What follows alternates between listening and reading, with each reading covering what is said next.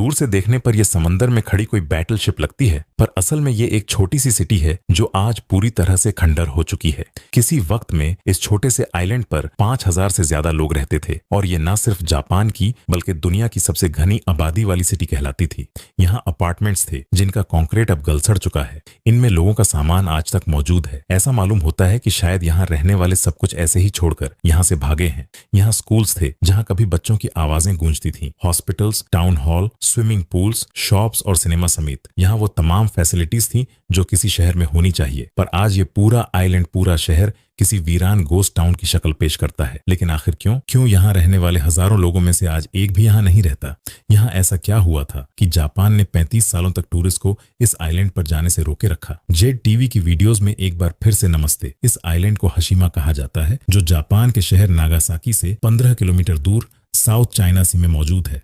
क्योंकि इस आइलैंड की शक्ल एक बैटल शिप जैसी है, इसी वजह से इसको बैटल शिप आइलैंड भी कहा जाता है। समंदर के इस हिस्से में करीब 500 ऐसे आइलैंड हैं जिनमें कोई आबादी नहीं, लेकिन हशीमा की कहानी इनसे काफी अलग है।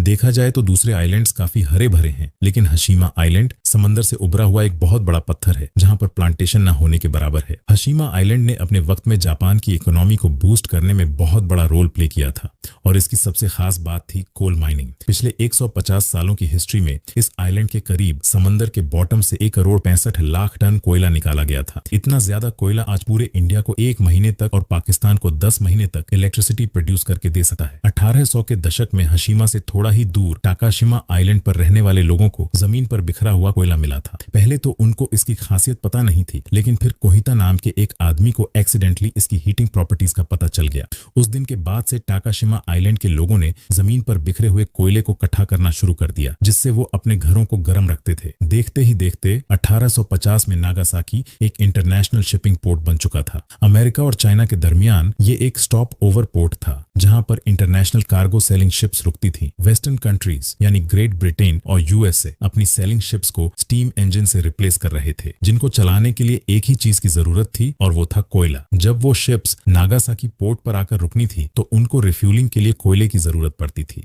और ये कोयला नागासाकी से थोड़ा ही दूर टाकाशामी आइलैंड पर बिखरा हुआ था। जब कोयले की डिमांड बढ़ती गई तो अब आइलैंड के लोग इसको बेचने के लिए जमीन से निकालने लगे। देखते ही देखते टाकाशामी के सरफेस पर से कोयला खत्म हो गया। तभी उन्होंने आसपास के आइलैंड का रुख किया, जिसमें हशीमा वहीद ऐसा आइलैंड था जिसमें काफी ज्यादा कोयला था। उस वक्त कोयले को निकालने के लिए ऑल स्कूल तरीके इस्तेमाल किए जाते थे, जिसमें ज्यादातर हाथों का इस्तेमाल होता था। अब बढ़ती हुई कोल डिमांड्स को पूरा करने के लिए हाथों का इस्तेमाल नाकाफी था, इसलिए 19वीं सेंचुरी में मित्सुबिशी ने हशीमा आइलैंड खरीद लिया। उस वक्त मित्सुबिशी एक शिपिंग कंपनी थी जिसने हशीमा आइलैंड पर प्रॉपर कोल माइनिंग स्टार्ट करने का फैसला किया। मित्सुबिशी ने यहाँ वर्कर्स के लिए घर बनाए और पूरे आइलैंड को समंदी लहरों से बचाने के लिए एक सी वॉल भी बनाए। यही वजह है कि आज ये आइलैंड एक शिप की शक्ल जैसा दिखता है। 1916 में यहाँ 3000 वर्कर्स रहते थे जो साल में 150 टन कोयला जमीन से निकालते थे। हशीमा आइलैंड के छोटे साइज की वजह से यहाँ रहने की जगह काफी कम थी, लिहाजा मित्सुबिशी ने यहाँ कॉन्क्रीट रेजिडेंशियल कॉम्प्लेक्स बनाया ताकि ज्यादा से ज्यादा वर्कर्स यहाँ अपनी फैमिलीज के साथ रह सकें।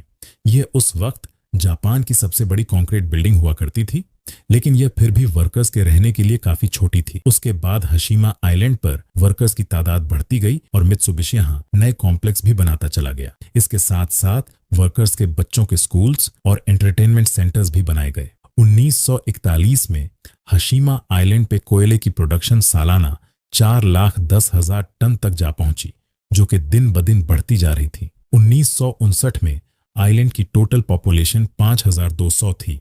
अब देखा जाए तो आइलैंड का टोटल एरिया ही 15.5 एकड़ है। अगर हम सिंपल मैथ करें तो 1 एकड़ में यहाँ 335 लोग रहते थे।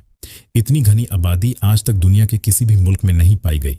इसका अंदाजा आप इस बात से लगा लें कि चाइना, जहां की पॉपुलेशन डेंसिटी आज 84 पीपल पर एकड़ है, उसके हिसाब से हशीमा में उस वक्त 335 लोग 1 एकड़ में रहते थे। जो वर्कर्स यहाँ रहते थे उनका कहना है कि एक कमरा 3 वर्कर्स शेयर करते थे, लेकिन उसमें जगह सिर्फ 2 वर्कर्स के सोने की थी और तीसरे वर्कर को कबर्ड में सोना पड़ता था। माइन की बात की जाए तो वो हशीमा आइलैंड से 1 किलोमीटर नीचे खोद कर बनाई गई थी।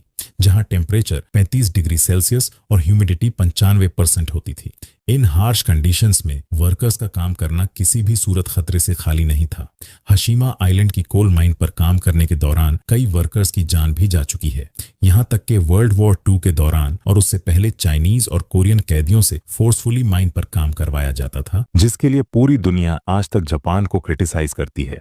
इसी वजह से वर्ल्ड वॉर 2 के बाद जब जापानीज एम्पायर का तख्त उलट दिया गया तो अपना इंप्रेशन अच्छा करने के लिए जापान ने हशीमा आइलैंड पर वर्कर्स के लिए कई फैसिलिटीज भी बनवाई, जैसा कि cinema, gymnasium, high schools, entertainment centres. यहाँ ये तमाम फैसिलिटीज वर्कर्स के लिए बिल्कुल फ्री रखी गई थी, लेकिन इसके लिए वर्कर्स को आइलैंड की मेंटेनेंस में हाथ बताना पड़ता था। यहाँ पीने का फ्रेश पानी में लैंड जापान से लाया जाता था, लेकिन बाद में समंदर के अंदर वाटर लाइंस बिछाई गई जो मेन लैंड जापान से जाकर कनेक्ट होती थी। 1960 के दशक में हशीमा आइलैंड अपने पीक पर चल रहा था और जापानीज इकोनॉमी को इससे काफी फायदा भी हो रहा था। लेकिन ये वो वक्त था जब दुनिया में कोल इंजन्स का डाउनफॉल शुरू हो गया।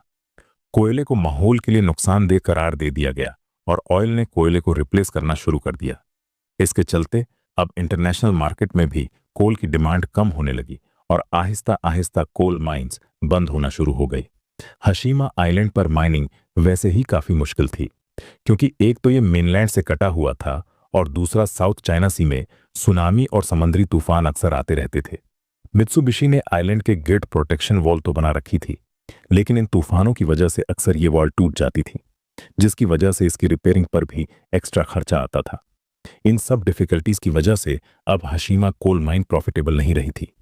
1970 के दशक में मित्सुबिशी ने 2000 वर्कर्स को निकाल दिया या उनको दूसरी फैसिलिटीज में एडजस्ट कर दिया और फिर फाइनली 15 जनवरी 1974 में कंपनी ने ऑफिशियली हशीमा कोल माइन को बंद कर दिया। बिना जॉब और रोजगार के हजारों वर्कर्स ने रातों रात हशीमा आइलैंड को छोड़ दिया। हशीमा आइलैंड की हिस्ट्री में इंसानों की पूरी एक नस्ल यहाँ बड़ी हुई थी, लेकिन वो सारी यादें उनको यहीं छोड़कर जाना पड़ा। आज हशीमा साउथ चाइना सी में एक भुला हुआ खंडर आइलैंड का मंजर पेश करता है। कई सालों तक जापानीज गवर्नमेंट ने इस आइलैंड को सील रखा था और इसकी वायलेशन करने वाले को सख्त से सख्त सजा दी जाती थी। कई लोगों का कहना था कि जापान यहाँ फोर्स लेबर कैंप्स की असल हकीकत दुनिया से छुपाना चाहता है, लेकिन जापान का कहना था कि ये रूल उन्होंने आइलैंड पर चोरी रोकने के लिए बनाया है। हशीमा को 21वीं सेंचुरी में दोबारा से डिस्कवर किया गया और गोस्ट टाउन की शक्ल में ये काफी फेमस भी हो गया, खास तौर पर उनके बीच जो गोस्ट टाउन या खंडरात देखने के शौकीन थे। 2005 में जापान ने हशीमा आइलैंड को ऑफिशियली टूरिस्ट के लिए खोल दिया। ऑफिशियल्स ने कई बार यहाँ बिल्डिंग्स की रिपेयर की कोशिश की, लेकिन क्योंकि इनका रीइंफोर्स कंक्रीट काफी गल-सड़ चुका है और हार्श वेदर कंडीशंस की वजह से ये काम करना पॉसिबल नहीं है। यहाँ कई बिल्डिंग्स टाइफून्स की वजह से गिर चुकी हैं और दूसरी बिल्डिंग्स गिरने के करीब करीब हैं। सिर्फ आइलैंड के थोड़े हिस्से को रिपेयर किया गया है और टूरिस्ट को भी यहीं तक जाने की परमिशन है। इस गोस्ट टाउन की लोकेशन फिल्म मेकर्स को भी काफी अट्रैक्ट करती है। यहाँ 2009 की life after people TV series shoot की गई थी। 2011 में जेम्स बॉन्ड की स्काईफॉल मूवी के काफी थ्रिलर सीन्स को भी हशीमा आइलैंड पर ही शूट किया गया था। 2009 में जापान ने हशीमा आइलैंड को यूनेस्को वर्ल्ड हेरिटेज साइट की लिस्ट में डालने की रिक्वेस्ट की थी, लेकिन साउथ कोरिया, नॉर्थ कोरिया और चाइनीज गवर्नमेंट ने इसको काफी अपोज किया। उनका कहना था कि ये उन बच जाने वाले लोगों की फीलिंग्स के साथ खिलवाड़ है जिन लोगों को यहाँ फोर्सफुली लाकर उनसे माइन के अंदर काम करवाया जाता था। आखिरकार इनके बीच कॉम्प्रोमाइज इस बात पर हुआ कि जापान यहाँ 1940 के दशक में फोर्स्ड लेबर को एक्सेप्ट करेगा और हेरिटेज साइट की हिस्ट्री में फोर्स्ड लेबर का जिक्र भी किया जाएगा। उम्मीद है जेड टीवी की ये वीडियो भी आप लोग भरपूर लाइक और शेयर करेंगे। आप लोगों के प्यार भरे कमेंट्स का बेहद शुक्रिया। मिलते हैं अगली शानदार वीडियो में।